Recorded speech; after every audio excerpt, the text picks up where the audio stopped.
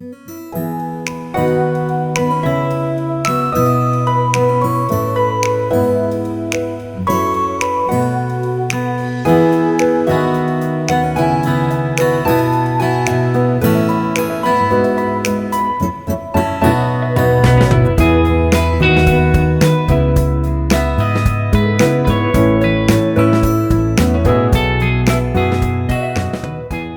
right, Sarah.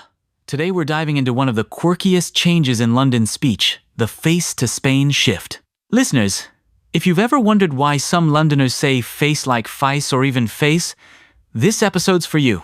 I love how these little vowel tweaks say so much about where someone's from, or even their social scene. You can hear it on the tube, in schools, at street markets, it's everywhere. Exactly. And it's wild how a single vowel can travel and morph through the city's neighborhoods. Let's break down where this change actually started. You know, this isn't just a recent thing either. Vowel shifts are like the living fossils of language. They tell us what London's been through. So, Sarah, we often associate the face vowel with posh RP, right? But the real twists started cropping up in Cockney and then MLE communities. Totally. Traditional Cockney has that super distinctive phase or almost voice sound, especially in East London. It's not just random, there's deep history there. And then, in the last few decades, with so many cultures blending in London, multicultural London English stamped its own mark on how face is pronounced. That's what I find fascinating, how a single vowel goes on this wild journey, picking up new flavors as communities mingle. If we rewind to classic RP, it's all about that neat, clipped face, almost like face, with a clear two-part vowel. It's the accent you'd hear on the BBC in the 1950s. There's a sort of formality to it, isn't there?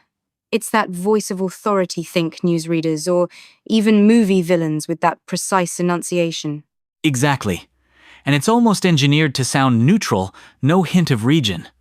But as soon as you step outside that RP bubble, the landscape changes big time. It's like RP set the stage, but London's real story is told in all the variations that follow. Now, let's head east and talk Cockney. Here, face often sounds closer to fice, or even foice. Sometimes, it almost rhymes with ice.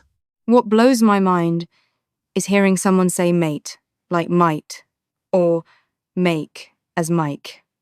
It's such a badge of identity, all packed into a single sound. And it's not just playful. For decades, that vowel marked you as a true East Ender or not. From taxi drivers to market sellers, you'd hear it everywhere. Growing up in South London, I remember the pride some folks took in their Cockney roots, especially when playing up those vowels for effect. Jumping ahead, Emily shakes things up again. The face vowel flattens out sometimes closer to fez, or even just fez. It's less of a diphthong, more of a smooth glide. You'll hear it all over grime tracks, playgrounds, on TikTok. Emily's influence is massive, and the vowel almost acts as a secret handshake for younger Londoners. Right. It's like the city's new urban standard. And it doesn't matter what your background is, kids from every community pick it up at school or online. That's what's so cool. Instead of one group owning the accent, it's a shared sound, constantly evolving as London grows. Let's get a bit technical for a sec. What actually changes in the mouth during the face-to-Spain shift? So, the RP face starts with the tongue high at the front, then glides up even more. But in Cockney, the tongue drops and relaxes, letting that I slide out. And with MLE, the tongue barely moves at all, which makes the sound punchier and a bit flatter, almost like a single steady note. I always picture it like shifting gears in a car. Each accent's got its own setting, and you can feel the engine change under the hood. So, let's play with some examples. Imagine 3 people saying face, 1 RP, 1 Cockney, 1 MLE. The contrasts jump out immediately. I tried this with my mates last weekend, and it turned into a full-on accent off.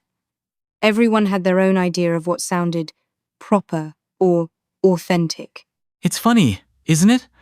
How even a tiny vowel shift sparks debates about identity and belonging. People get really passionate.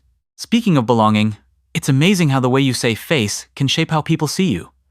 It's not just an accent, it's a social signal. Absolutely. And sometimes it's about fitting in, while other times it's a way of standing out. Kids might switch sounds depending on who they're talking to.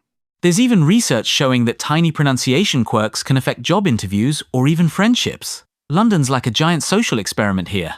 I've caught myself code switching at dinner parties, dialing the vowels up or down depending on the crowd. It's almost subconscious.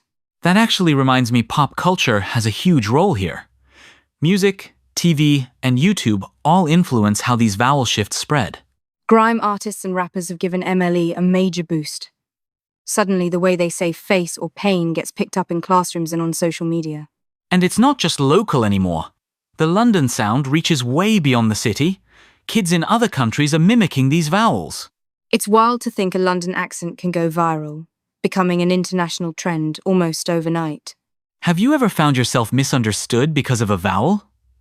I got called out in Leeds for saying mate with my London twang. Oh, definitely. Once I said same in an MLE way up north, and someone thought I was saying Sam. It was a comedy of errors. It's those everyday slip-ups that make language so playful. A single vowel can take you places you never expected, or just land you in a pub quiz dispute. Looking ahead, do you think the face to Spain shift will keep evolving? London's always in motion, linguistically speaking. Honestly, I think we're only seeing the beginning. With every new wave of Londoners, another layer gets added. Who knows, maybe in 20 years, face will sound totally unrecognizable. And as tech keeps connecting us, new influences pop up all the time. It's like the city's accent is on fast forward. So, as we wrap up this vowel adventure, I have to say I love how these shifts show London's creativity. Every sound tells a story. It's what makes London's voice so rich, whether you're speaking RP, Cockney, MLE, or mixing them all together. There's no single correct way, just a chorus of urban voices. Thanks for joining us, listeners. Next week, we tackle the price to prance shift. Get ready for some surprises. Can't wait. And don't forget to send us your favorite London pronunciations. We love hearing your stories.